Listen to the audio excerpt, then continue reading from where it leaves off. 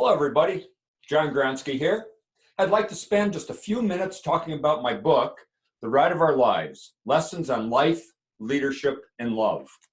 This book is about a fantastic adventure that I took back in 1983. It was a bicycle trip across the United States from Washington State to Pennsylvania with my wife, Bertie, and our 15-month-old son, Stephen.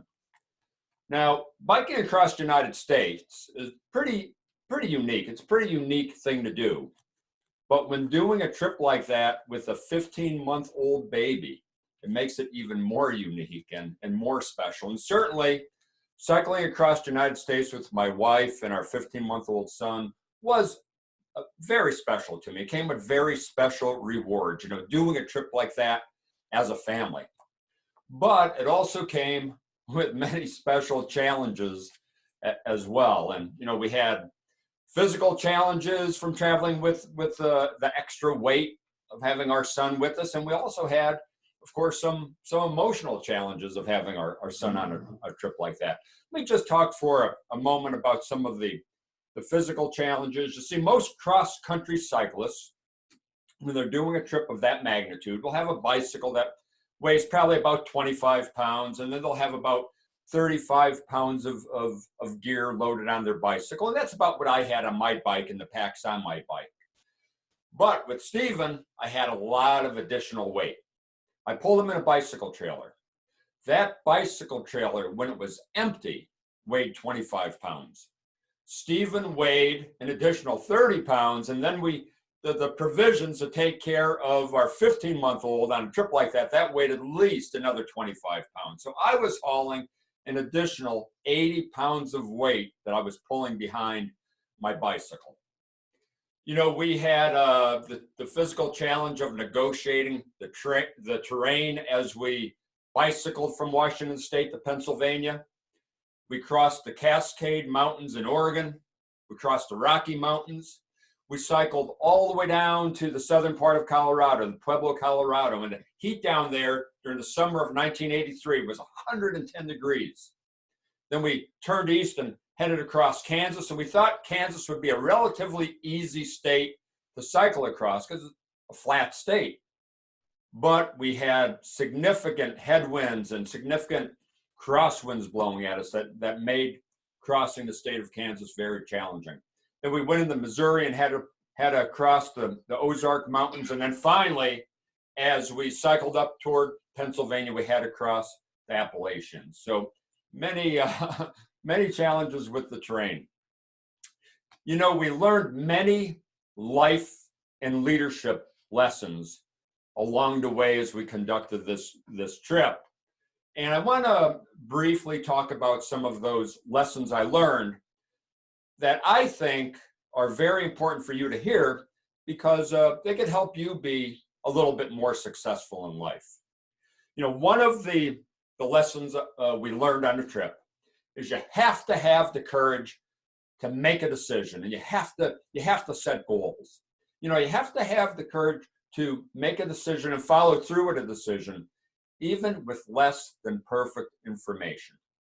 Very, very rarely are we going to have enough of the information that we feel is 100% of the information before we make a decision. So you have to get comfortable with making those decisions with less than perfect information.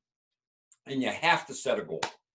Zig Ziglar, who was a sales trainer, a motivational speaker, he said, if you set a goal, you're already halfway there. The other thing Zig Ziglar said is that if you aim at nothing, you're probably going to hit nothing every time. So again, set the goal so you have a destination in mind that you could work toward getting to. The other lesson that we learned is resiliency is an extremely important attribute for one to have in order to reach that final destination, in order to reach the goal that you have set. Now, when I talk about resiliency, I like to break it into three different areas.